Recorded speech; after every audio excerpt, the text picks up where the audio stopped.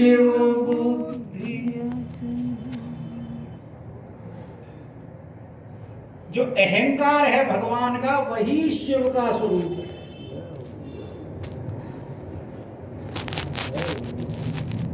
क्योंकि प्रकृति में प्रमुख तीन कार्य हैं: सृजन, पालन और संहार। तो समष्टि रूप से ये समस्त कार्य जो है भगवान के द्वारा किए जाते हैं, और व्यष्टि रूप में जीव द्वारा किए जाते हैं। क्योंकि जीव भी तो उसी ईश्वर का अंश है। ईश्वर अंश जीव अविनाशी, चेतन अमल सहज सुख राशि। क्योंकि ये जो कुछ हमें जो प्राप्त हुआ है वो किसकी देन है? उसी की तो देन है। अब प्रकृति में जब संहार करना होता है तो भगवान का कौन सा स्वरूप सामने आता है? शिव। तो अहंकार शिव बुद्धि अज। तो जैसे हमारे मन बुद्धि चित्त अहंकार हैं, उसमें बुद्धि जो है वो है ब्रह्मा,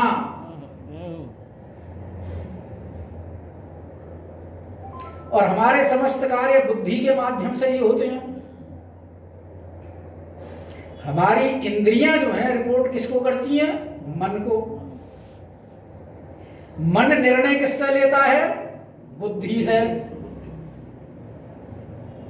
और बुद्धि जब उसको मन को आज्ञा करती है तब फिर वो इंद्रियों को आज्ञा करता है, तब इंद्रियां क्रियान्वित होती हैं।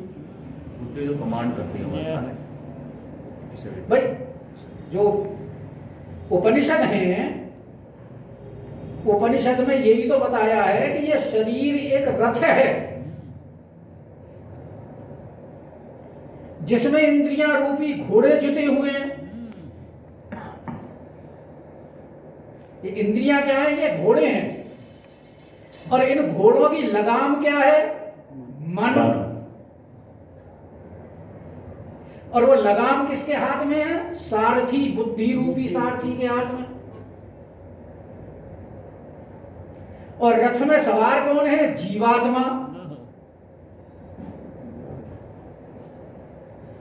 तो अगर बुद्धि लगाम को सही खींच करके रखेगी तो घोड़े सही दिशा में चलेंगे, और अगर लगाम ढीली छोड़ दी गई तो उस रथ को ऐसे खड्डों में ले जा करके ऊपर से और नीचे गिराएंगे कि अस्थि पंजर सब अलग है। इसी प्रकार ये हमारी जीवन यात्रा का सार है। अगर हम, इंद्रियों का काम है रिपोर्ट करना, जो कान सुनते हैं वो रिपोर्ट करते हैं कि ये है शब्द, नेत्र जो देखते हैं दृश्य को वो रिपोर्ट करते हैं, और वो सारी रिपोर्ट किसको करते हैं? मन को। मन उसके बाद में फिर बुद्धि को रिपोर्ट करता है कि जो इसने रिपोर्ट की है इसके साथ में हमें किस तरह बर्ताव करना है, क्या हमारे लिए सुखद होगा, क्या हमारे लिए दुखद होगा। फिर बुद्धि जैसा आज्ञा करती है उसी प्रकार से मन उस इंद्रियों को चलाता है। लेकिन अगर मन को स्वतंत्र छोड़ दिया जाए, बुद्धि के कंट्रोल में नहीं रखा जाए, तो फिर हम ये भेद नहीं कर पाएंगे कि हमारा कर्तव्य कर्म कौन सा है और ना करने वाला कर्म कौन सा। अच्छे बुरे का भान नहीं रहेगा। तो ये सारा कार्य कौन करता है? बुद्धि। कि अहंकार शिव बुद्धि अज, और मन शशि चित्त महान। और चित्त क्या है? चंद्र। चित्त है विष्णु महान, महाविष्णु। मन से। क्योंकि ये जो तीनों हैं ये तो सतोगुण रजोगुण तमोगुण के तीनों देवता हैं। सतोगुण के विष्णु, तमोगुण के शिव और रजोगुण के ब्रह्मा जी। लेकिन इन तीनों के ऊपर भी तो महाविष्णु हैं। और जिनके के रोम रोम प्रति लागे हैं कोटि कोटि ब्रह्मांड,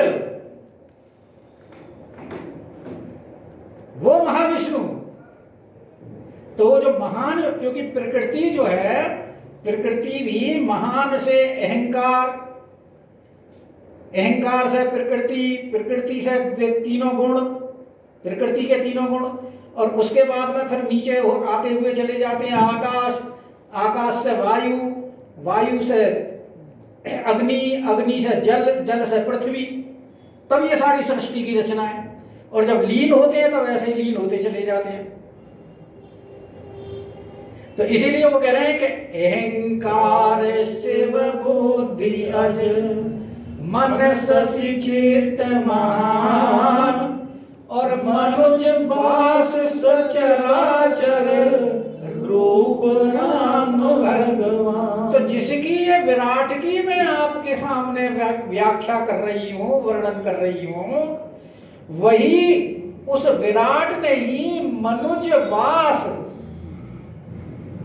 मनुष्य के रूप में अवतार लिया है, आए हैं, रूप धारण किया है।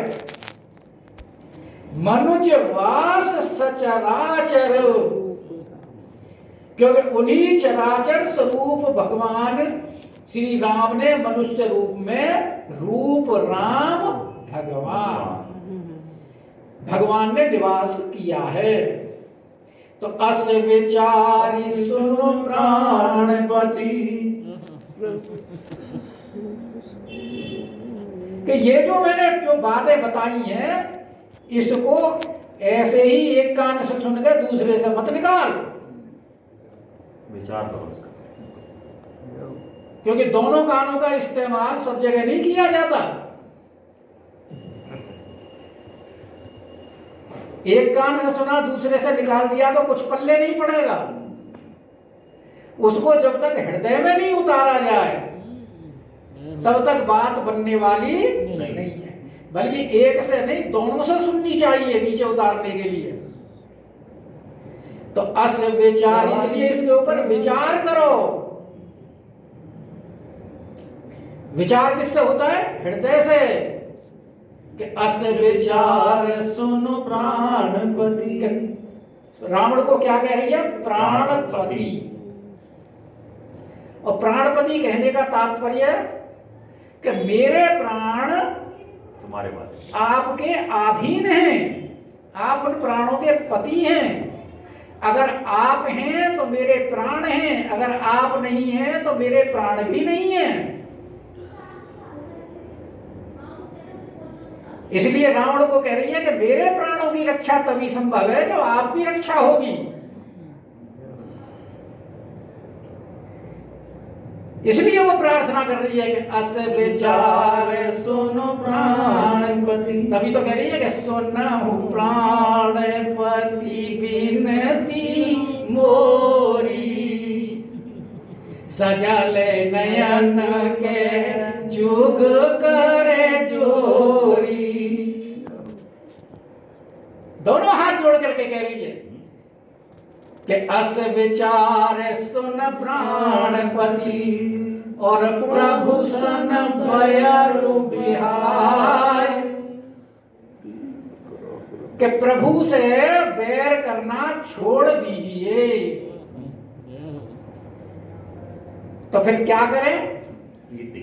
कि प्रीति करहु रघुवीर पद, अरे मम अहि बात न जाय, कि श्री राघवेंद्र सरकार से प्रेम करो।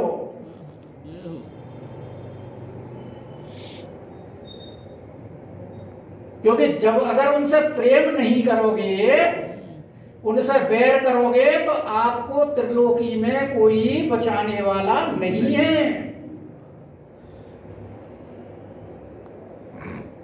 हनुमान जी ने भी यही रावण को समझाया था कि तुम्हें ब्रह्मा विष्णु कोई बचाने, ब्रह्मा शंकर विष्णु कोई बचाने नहीं आएगा।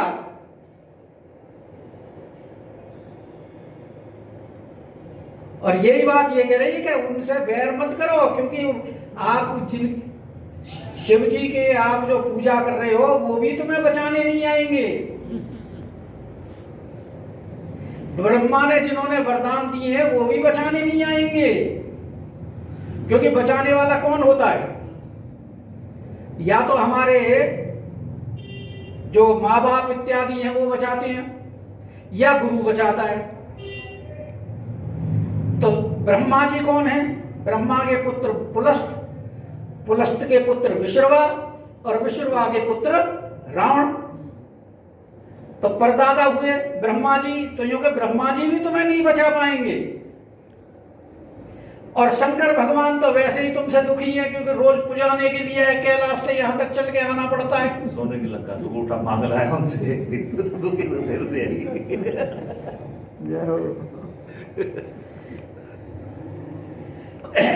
तो वो भी बचाने नहीं आएंगे। इसलिए प्रीत करहु रघुवीर पद, रघुवीर कहा है क्योंकि रघुकुल में जितने भी अब तक हुए हैं वो तो सब वीर हुए ही हुए हैं, लेकिन ये तो इनमें वीर के 5 गुण मौजूद हैं।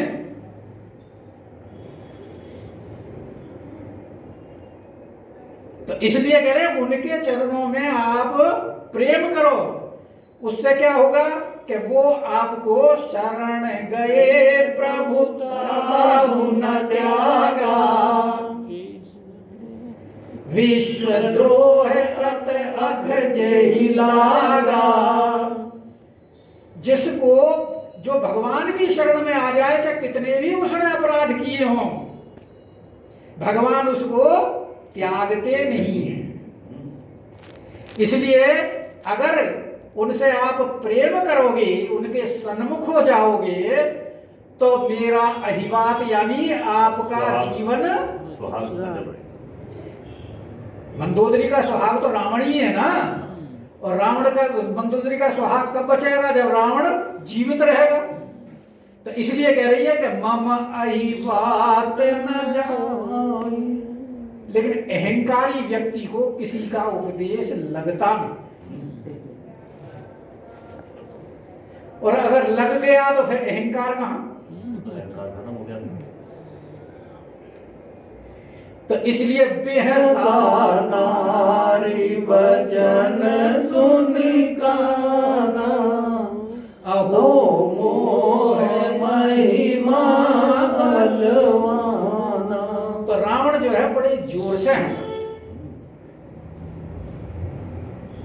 हंसने का तात्पर्य है कि जो मंदोदरी ने कहा उसके ऊपर कोई असर ही नहीं हुआ, और जब किसी की बात को आप वेटेज नहीं देते, हंसी में उड़ा देते हैं, तो कोई उसका वजन नहीं रहता। तो मंदोदरी ने कहा तो प्रार्थना की, सब काम कर लिए, लेकिन रावण ने उसको कुछ नहीं समझा, और बल्कि साथ में गोस्वामी जी कहते हैं कि रावण कह रहा है अहो मोह महिमा बलवाना, का देखो मोह की कितनी बलवान महिमा है।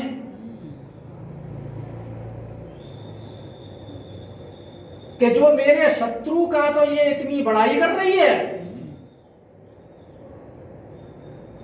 और मुझे ये खद्योत कह रही है। कितना मोह छाया हुआ है इसकी बुद्धि पर। और दूसरा कह रहा है कि देखो, दूसरे अर्थ में इसका अर्थ लगाया जाए तो ये कह रही है देखो मैं तो सपरिवार सबको भगवान की शरणागत करना चाहता हूं, उनके हाथ से उद्धार कराना चाहता हूं, और ये मुझे बचा रही है, हटाने के लिए कह रही है। तो इसलिए कह रहा है रावण के अहो मोह महिमा बलवान, मोह की महिमा कितनी बलवान है। अच्छा, किसी के अंदर अगर कोई दोष हो तो स्वयं का दोष उसे दिखाई नहीं देता। दूसरे में दोष बड़ी जल्दी दिखाई दे जाता है। तो रावण को अपना मोह दिखाई नहीं दे रहा, लेकिन उसको कह रही है, मंदोदरी के लिए कह रहा है, देखो मंदोदरी के ऊपर मोह ने कितना आधिपत्य जमा लिया। और फिर कह रहा है कि नारी स्वभाव सत्य सब कही, अवगुण आठ सदा उर रही। कहता है सही कहा है कवियों ने कि नारी का स्वभाव ऐसा है कि उसके हृदय में 8 अवगुण सदैव विद्यमान रहते हैं।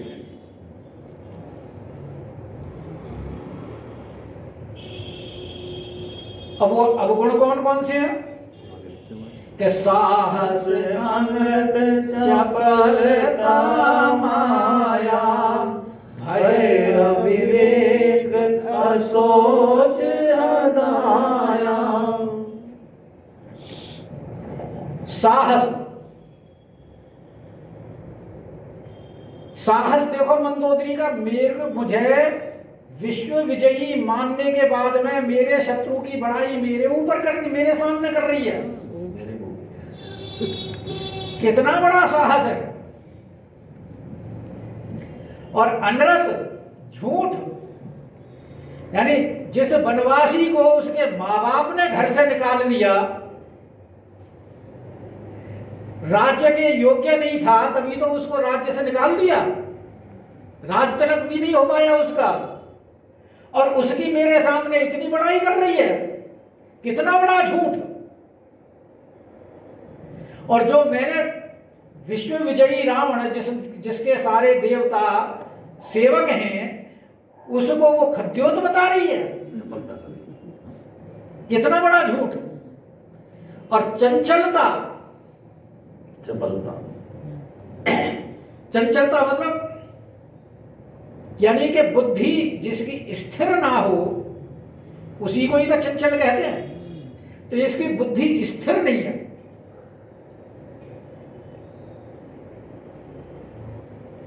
कि साहस, अनृत, चपलता, माया। और माया मतलब भय, डरपोकपन, कि ये डर रही है किससे? उन बानर भालुओं की सेना से, जो हमारे राक्षसों का आहार हैं, और उस वनवासी राम से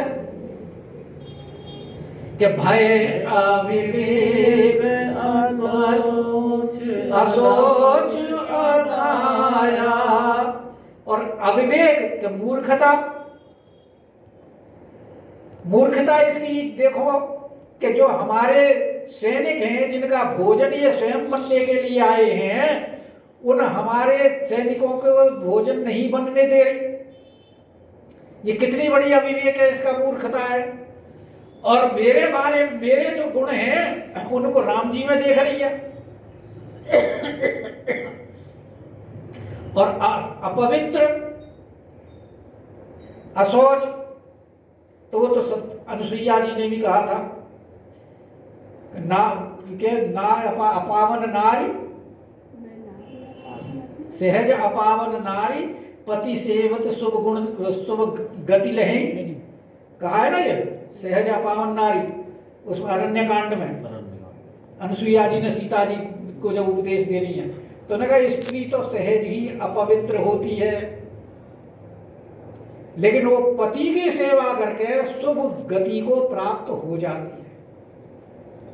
और अदाया, निर्दयता। निर्दयता में यही आप अनुमान लगा सकते हो कि भाई हमारे राक्षसों का भोजन आए हैं और उनको ये करने नहीं दे रही है, और हमें उसकी शरणागति के लिए कह रही है, जो कि कुछ भी नहीं है, और उसकी इतनी प्रशंसा के पुल बांध रही है। तो ये सब है कि रिपु कर रूप सकल ते गावा, अति विशाल भय मोहि सुनावा। कि तूने शत्रु का जो बल है, रिपुकर रूप सकल ते गावा, तूने शत्रु का जो विराट रूप गाया है, और अति विशाल भय मोहि सुना, और मुझे उसका इतना बड़ा बल सुना करके मुझे भय दिखा रही है कि मैं उससे डर जाऊं। तो मैं तेरी सब चतुरता समझ गया। क्या चतुरता समझ गया? कि सुसव प्रिया सहज बस मोरे, कि जो तेने इसका विश्व रूप दिखाया है और जिन जिन देवताओं के उसको अंग बताया है, वो सारे देवता तो मेरे ही वशीभूत हैं। इसका मतलब तूने राम का रूप वर्णन नहीं किया, मेरा रूप वर्णन किया। कि सुसव प्रिया सहज बस मोह, लेकिन मैं अब तक इस बात को समझता नहीं था, पर समुझी बड़ा प्रसाद अब तोरे। लेकिन तेने जो अब ये वर्णन किया है, अब मेरी समझ में आया कि मेरी प्रभुता कितनी है। शादी बुलाओ। और मैं समझ गया कि किसी के सामने मुंह पर उसकी बड़ाई करना, उसको चाटुकारिता कहते हैं। इसीलिए किसी की बड़ाई सीधे ना करके उसको घुमा फिरा कर कह देना, ये बुद्धिमानों का कार्य होता है। तो तू मेरी बड़ाई करके मुझे समझाना चाहती थी, इसलिए तूने मेरे गुणों को राम में आरोपित कर दिया।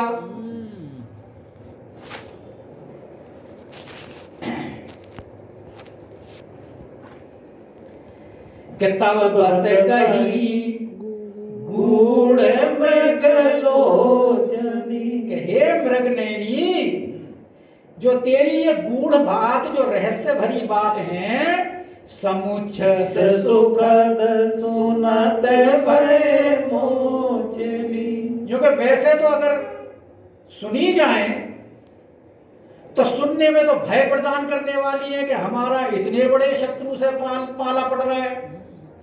लेकिन क्योंकि ये सारे गुण मेरे अंदर विद्यमान हैं और तू मेरी बड़ाई मेरे बारे में मुझे बता रही है, तो जब इसको समझता हूं तो मुझे बड़ा सुख प्रतीत होता है तेरे इन गूढ़ वचनों को सुनकर कि तू मेरी ही प्रशंसा कर रही है। कि समुझत सुखद, यानी समझता हूं कि ये मेरे ही गुण हैं और मेरी प्रशंसा कर रही है और अपरोक्ष रूप में कर रही है राम के माध्यम से, तो मुझे समझने में बड़ा सुख पड़ता है कि मेरी पत्नी कितनी विदुषी है। और लेकिन तू उनकी प्रशंसा करके जब अगर मैं साधारण रूप से सुनूं तो सुनने में मुझे बड़ा भय उत्पन्न करा रही है कि इतने भयानक शत्रु से मेरा पाला पड़ रहा है। कि मंदोदरी मन महु उठायाहू, पियहि काल बस मति भ्रम भयाहू। अब मंदोदरी ने समझ लिया, मन में मंदोदरी मन महु अस ठहयाहू, उसने निश्चय कर लिया कि जैसे मृत्यु मरणासन्न रोगी को दवाई असर नहीं करती है, किसी भी प्रकार की कितनी भी कीमती औषधि दे दी जाए, उसी प्रकार इसको मेरी बातें नहीं ठीक लग रही। क्यों?